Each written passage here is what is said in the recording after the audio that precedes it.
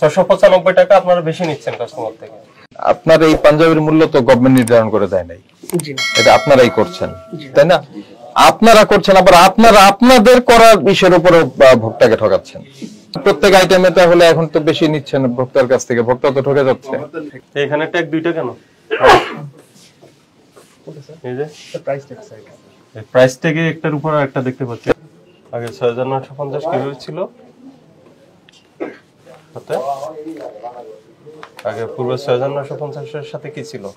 ওটা ভ্যাট সহ ছিল। জি স্যার, ভ্যাট সহ ছিল। তাহলে এখন এটার সাথে আবার ভ্যাট যোগ করছেন কেন? তাহলে প্রাইস বেশি বেড়ে যাচ্ছে না? আগে যে প্রাইসটা ছিল এটা ইনক্লুডিং ভ্যাট ছিল, ঠিক আছে? তাই তো ভ্যাট ছাড়া তো আর আপনারা ব্যবসা করার সুযোগ নেই। না স্যার, ভ্যাট ছাড়াই ভ্যাট দিয়ে তো করবেন। আগে ছিল 6950, এখন 6950, এবার সাথে এখন কত 15%?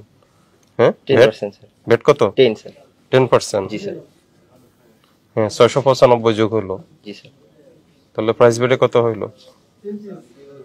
7645।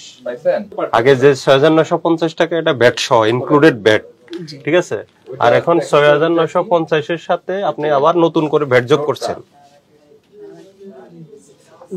ভোক্তাকে দিতে হইতো এই 4950 টাকাই, কিন্তু এখন দিতে হচ্ছে 4950 প্লাস ভ্যাট।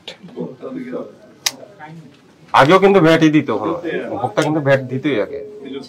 প্রত্যেক আইটেমে তাহলে এখন তো বেশি নিচ্ছেন ভোক্তার কাছ থেকে, ভোক্তা তো ঠকে যাচ্ছে। আমি বলি, আপনার এই শোনেন, আপনার এই পাঞ্জাবির মূল্য তো গভর্নমেন্ট নির্ধারণ করে দেয় নাই, এটা আপনারাই করছেন, তাই না? আপনারা করছেন, আবার আপনারা আপনাদের করার বিষয়ের উপর ভোক্তাকে ঠকাচ্ছেন।